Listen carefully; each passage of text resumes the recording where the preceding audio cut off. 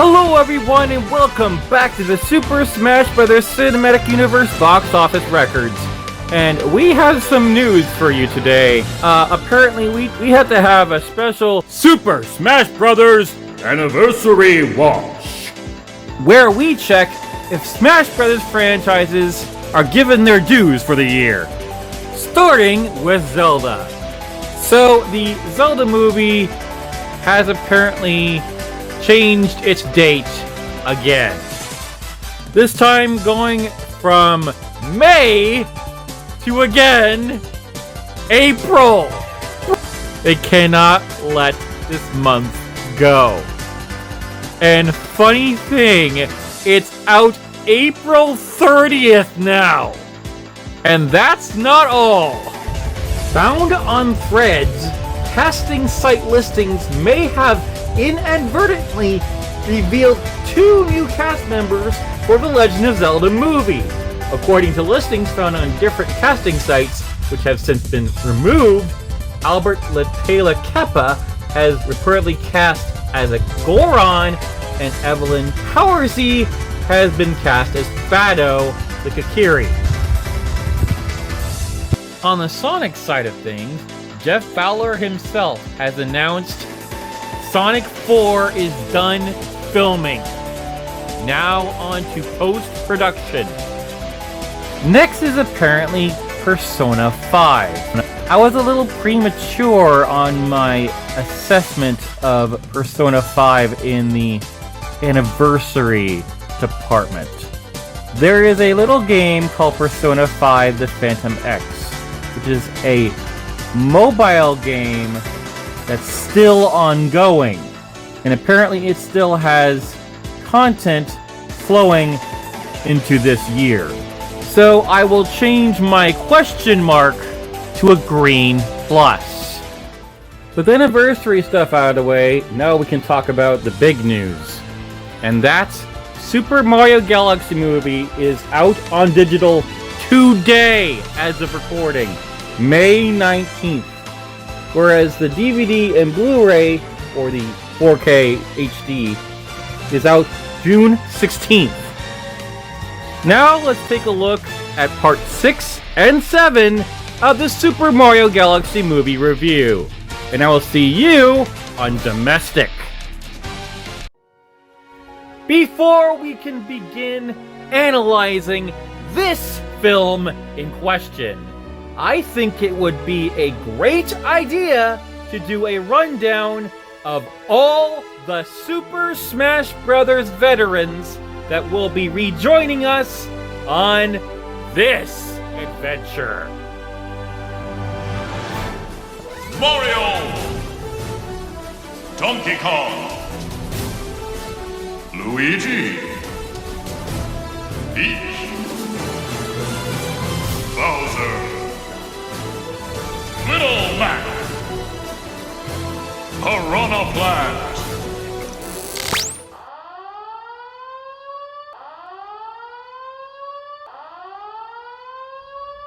Curiously, the movie starts with a nod to Donkey Kong, probably for its anniversary, but Donkey Kong himself is only a mere cameo.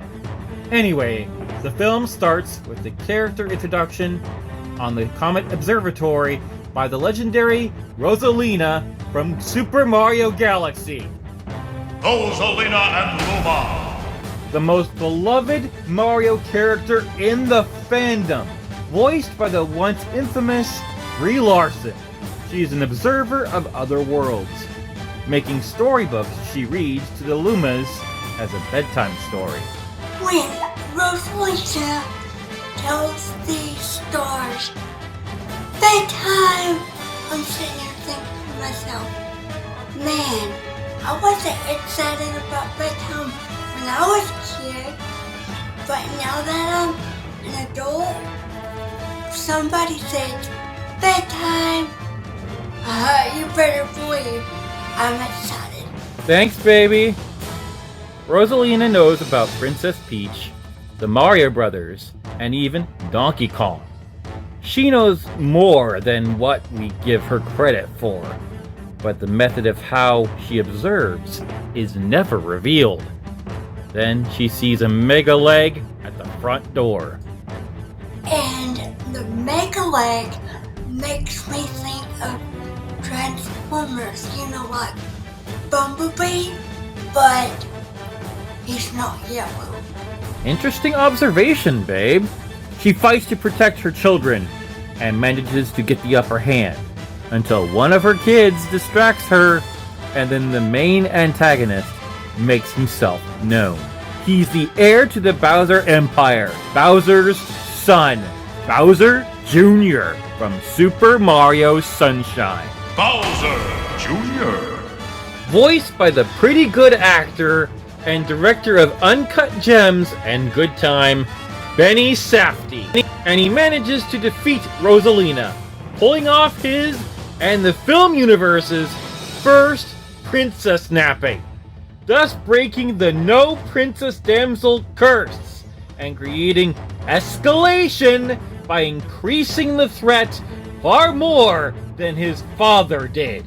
But even Rosalina's Luma, the one that she would use in Smash Brothers, is to fight back to no avail. Here we have our next status quo. The Comet Observatory is now princessless. Then we cut to Tostarena Desert. And the sand dunes remind me of chocolate ice cream. And the next scene gives you vibes like you're going into Mexico City, going to see a mariachi band. It's that colorful and scenery. Funny you mention that, because the Tostarena or the Tostarena Desert, aka the Sand Kingdom, is inspired by Mexican culture, architecture, and their traditions. And the inhabitants, the Tostarenans, wear sombreros and ponchos and have an appearance that directly references the Day of the Dead. This is where the Mario Brothers ride on their Kong-made rally bikes, complete with world-obligatory stickers, to see the cause of a strange noise discovered by the Tostarenans. Those people that my girlfriend referred to as skeletons deign the brothers to enter the upside-down pyramid. Going inside, they use the fire flower for the first time, mirroring the same method used by Peach in the first movie. Apparently, the fire flower's pollen has transformative powers. It can be blown out like a candle, and of course the power-up came from the original Super Mario Brothers, using the flames for light in the dark interior of the pyramid. And as Mario and Luigi walk into the cave of doom, as we'll call it, and they're scared out of their wits because they don't know what's gonna walk up upon them. You see, Mario and Luigi set their hand on fire. Now, for the life of me, I'm thinking, why can't they just use a lantern? That'd be a lot more easier and a lot more safe than setting their hand on fire. You goofball are now flame retardant! Flame retardant, as in having additives that slow ignition, reduce heat spread, and limit heat release, or made or treated to resist burning and or absorb heat. The truth is, Mario was the bravest between them, whereas Luigi still had his want to not be scared all the time. Until they discovered the source of the noise in a pipe, which moves to a pile of rubble. Then they find out It's Yoshi from Super Mario World, one of the original 12. Yoshi. Voiced by the Grammy award-winning rapper and singer, also known as Childish Gambino, Donald McKinley Glover Jr. So, we have reached the elephant in the room, and that is, what is Yoshi's purpose? The first thing he could be is an ally, and the primary purpose in the hero's journey is for them to support, accompany, and assist the protagonist in overcoming challenges, providing essential emotional, practical, and specialized help that the hero cannot manage alone. Allies humanize the hero, provide companionship, and help them move forward without losing hope. But I don't think it's that simple. Or is he the shapeshifter? The shapeshifter archetype in the hero's journey serves as a catalyst for change, doubt, and suspense, blurring the lines between ally and enemy to test the hero's resolve and perception. Not for Yoshi. Okay, how about the trickster? The trickster in the hero's journey serves to break down rigid structures, challenge the status quo, and provoke change through mischief and humor. The trickster energy can also be used by other archetypes. There it is. I have also been considering the points of the problem and the solution. In Super Mario Bros. Movie, Bowser was the original problem, but in Super Mario Galaxy Movie, it is now his son, Bowser Jr. Whereas the original solution was the Mario Brothers, Mario and Luigi. But if we go by the same sequence, the Mario Brothers and Yoshi are the solution?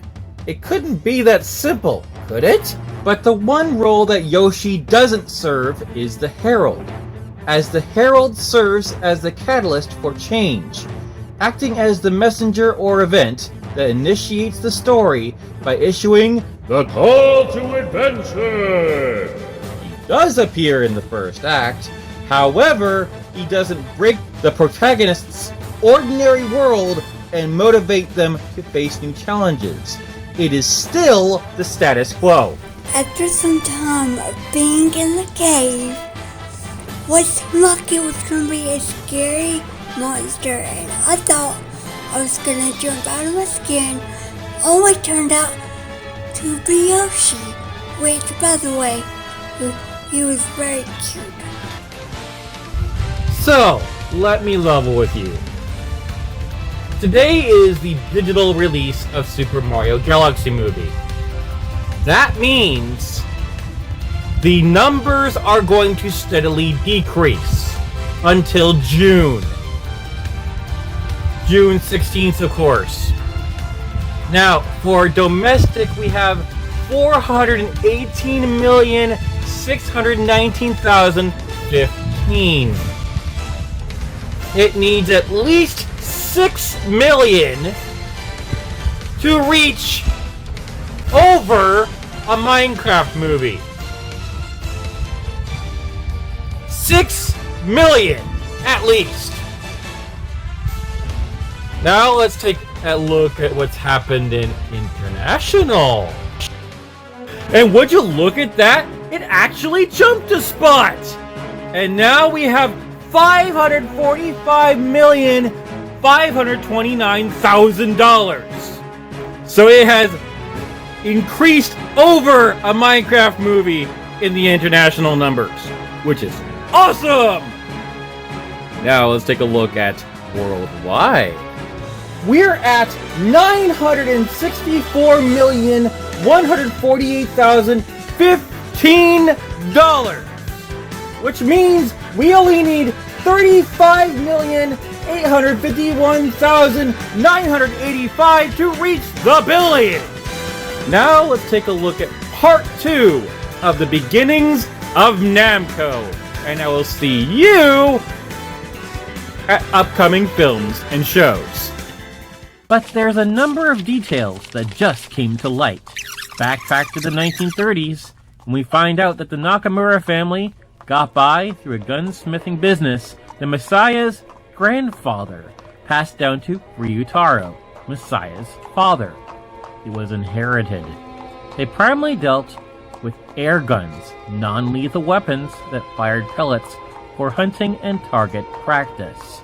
In addition to repair work, Ryutaro operated shooting galleries utilizing these air guns, plus sold and operated amusement machines in the early 1930s. So, amusement was also a family business. Now we get back to when Messiah was a young boy, where he was tasked with repairing guns and delivering newspapers to help with the finances. But his true desire was to become a naval officer, which we're aware of. As he grew older, so did his ambition to apply to a naval academy. But this dream was relinquished due to his nearsightedness, as he wore glasses for the rest of his life. But what didn't subside was his admiration for the sea and naval officers. After calculating his chances of being accepted, he entered the shipbuilding department of National Yokohama Technical College, which is today the Yokohama National University in 1944. He successfully graduated in 1948. Now we get back to the gunsmithing business after the aftermath of World War II, of said business being relocated into the Takashi Maya department store in Nihonbashi, Tokyo. That's right, they joined Sony Space. The two sold air guns, goods made of iron-like cooking pots, and even shoes. In 1952, Messiah established a branch of the business at the Mitsuya department store in Ginza, Tokyo. Serving as its manager, Messiah began pivoting towards Western management practices, and there were often disagreements between Messiah and his father about the repair business. Once Japan's sovereignty was returned by the occupying forces, the Nakamura business started experiencing hardships due to commodity tax on purchased goods and new regulations on firearms. Failing to resolve arguments with his father and seeing the decline of the business, Messiah decided to go independent, to not feel like he was betraying his father. While he contemplated his next move, he recalled a simpler time in his youth. More specifically, an amusement park that was located on a department store rooftop which he frequented.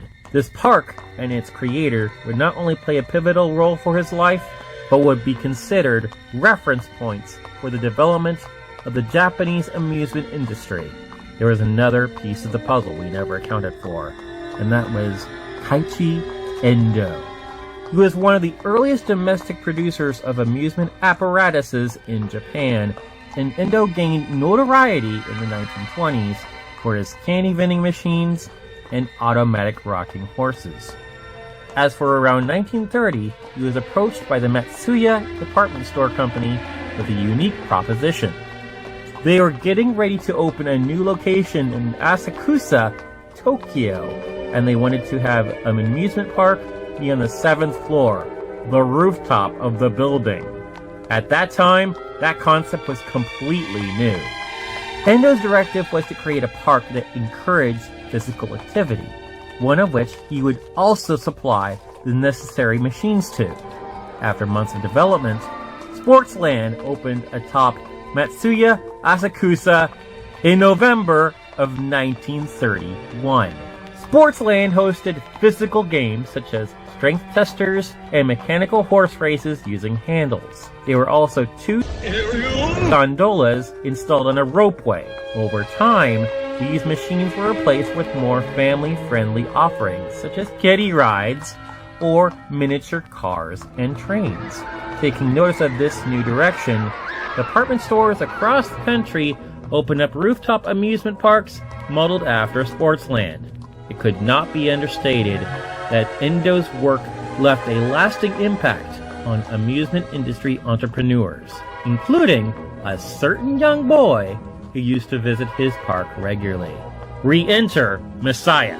By the time Matsuya Asakusa opened, the Nakamura family lived not too far away from the store.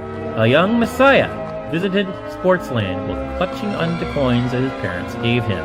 His favorite attraction was the miniature car, so when he could ride around the facility and seize the moment. Much later, thanks to Ryutaro's shooting gallery work, Messiah delivered air guns to Endo's residence in Tokyo, where everything went full circle at the crucial point in Messiah's career in 1955. After he went independent, Messiah had no idea what kind of business he would start, but what struck him was seeing the children in town playing tag in what were then ruins and back alleys of Japan. Due to the war, the amusement facilities were in varying states of destruction and disarray, so children had very few places to go. Seeing these kids reminded him of the times he used to have back at Sportsland, and later meeting Kaiichi Endo. Just then, he had an epiphany, one that served as the birth of his new career. He wanted to build a place that you could find on a department store rooftop, where these children could play happily and safely. So, with the 12K capital we once mentioned, and 2 total employees, his brother-in-law and 1 lady office worker, he set up office in what was then a room he was renting in his in-laws' house. It was a 6 tatami mat-sized room at the height of a rooftop amusement industry insurgence. But with the limited capital he had, the 3 employees' products they could offer at first were just simple attractions made from cheap materials. The first attractions they could operate were 2 rocking horses that Messiah found in his dad's store shed and were purchased cheaply. They had a cast metal head, an iron-plated body, a brown leather saddle, and legs that went up and down with a crank mechanism. Nakamura refurbished these horses by giving them a new paint job and putting in a yen slot for coin operation. He really couldn't have this park without these horses, yet there were already parks in this area. But our Messiah had an ace up his sleeve. There was a mutual contact at Matsuya from when he worked with his father. The contact introduced him to the manager of a Matsuya store in Isesaki-ko, Yokohama. After speaking to this individual, Nakamura was granted permission to install the rocking horses on the corner of the rooftop. With these horses, he had the business he always wanted, but the kids would only ride them once, and they were very well maintained. So, if the children were with their parents, he would encourage the kids to have fun by saying things like, "What a lively young man," or "What a cute young lady." This was just the incentivizing he needed to get them to stay longer and spend more coins. It's here on this roof that Nakamura started to grasp the art of selling experiences folks would enjoy. In the years to come, it was the rocking horses that became a key product of Nakamura Seisakusho, to the point they were, of course, showcased in the company's first logo. The next 2 attractions for the Yokohama Park that were added were goldfish scooping and telescopes. You see, in these days, scooping goldfish was a popular festival activity, and Nakamura felt it would make his new park a bit more appealing. So, he rode on trains with a bucket in his hand to the outskirts of Yokohama, merely to secure some of these goldfish. A small pool, roughly 25 centimeters deep, was prepared, and visitors used handmade scoops made from washi paper attached to wire. However, this activity proved too difficult to manage, as the goldfish would either die from motion sickness during travel or from the sun overheating the pool. So that attraction was off the table. As for the telescopes, the company secured surplus units used by the army for a very low price. Very likely the Unitron 114 or Seiko scope. After installing a timer and a shutter onto the scopes, they were set up on the edge of the Matsuya Isesaki-ko rooftop, where visitors could view the city for about a minute and a half. Overall, the telescopes had far fewer hassles than the rocking horses and goldfish, making them an easy addition at the park. Naturally, Nakamura Seisakusho's expansion into new locations would include its first partnership with a small coin-op company. Sometime after his first park opened, Messiah heard about a machine making the rounds in the Kansai area, one very similar to his telescopes.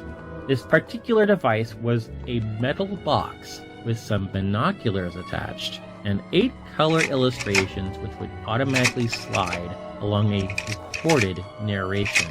It was called Stereo Talkie, a magic lantern type device, originally commissioned by the Hankyu department store company as a tool to help folks navigate their shopping centers. And the inventor was Kenzu Furukawa, the founder of Kansai Seiki Seisakusho, or Casco for short, back in 1955. Kenzo founded his company all to create electromechanical amusement machines, and was officially incorporated 3 years later.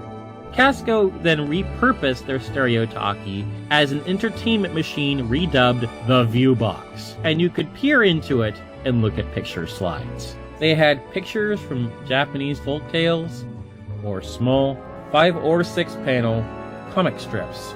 All it did was project these slides. However, this version of the product would not be released until 1986. We gotta go back to 1955! I don't believe it! Soon after its release, Casco would modify those stereo talkies to offer viewable children's stories. In 1956, Nakamura purchased 5 machines which featured stories like Snow White and the 3 Little Pigs, and secured their installation at the Saikaya department store in Kawasaki, which is not too far from Matsuya Isasaiko, of which this became Nakamura's second store location. When managers from different Saikaya stores observed this machine for the first time, they requested Nakamura to install units in their locations, just like his rocking horses. It would be destiny that the stereo talkies become a core product. So over the years, the relationship between Nakamura Seisakusho and Casco blossomed, with even Nakamura handing many of Casco's products in-house. Now back to the stereo talkies. Later, they added the ability to playback music. One was installed in zoos for the monkeys to look through. At the mall rooftop spaces, they installed mechanical rocking horses, and later the Mini Drive in 1958, which was the original upright arcade cabinet. It had a steering wheel that was used to control a model car over a road painted on a metal drum, with the overall goal to keep the car centered as the road shifted left and right. It had a longer cabinet, which allowed for the long road, paving the way for audiovisual entertainment to come. Now, it was Nakamura's turn. Well, you're certainly getting something next week. As for upcoming films, we have Street Fighter coming out October 16th of 2026 by Paramount and Legendary this year. After that, we have Sonic the Hedgehog 4 coming out March 19th of 2027 by Paramount and Sega. After that, we have The Legend of Zelda movie out April 30th by Sony and Nintendo. After that, we have a Minecraft sequel out July 23rd of 2027 by Paramount and Warner Brothers and Legendary. Following that, we have the Donkey Kong movie out April 12th of 2028 by Nintendo and Illumination. After that, we have the untitled Sonic movie. Still untitled, okay. It's out December 22nd of 2028 by Paramount and Sega. After that, we have the Super Mario Bros. Movie 3 out in 2029 by Nintendo and Illumination. After that, we have the Star Fox movie out in 2030 by Nintendo Illumination. After that, we have the shows. We have Pac-Man Snack Breaks out in just a few days by Bandai and Namco. After that, we have the films with no release date, and we have Metal Gear Solid by Sony and Konami. We have Detective Pikachu 2 by Legendary. We have Mega Man by Netflix. Pac-Man by Fox and Wayfarer Studios. The Luigi's Mansion movie out by Nintendo and Illumination. And we have the Metroid movie by Nintendo and Sony or Universal. After that, we have the shows with no release date, and we have Secret Level by Amazon Prime, hopefully out this year. Then we have the Pokemon live-action series featuring Red by Netflix, and we have the Minecraft animated series by Netflix. Following that, we have the rumored films, and that's Pikmin, Yoshi's Island, Kirby, Super Smash Bros., which is after Star Fox, Bowser's, Princess Peach, and Rosalina. And we are done. If you like what you see, press like, subscribe, and smash that bell in order to get notifications on the channel where everything grows on you.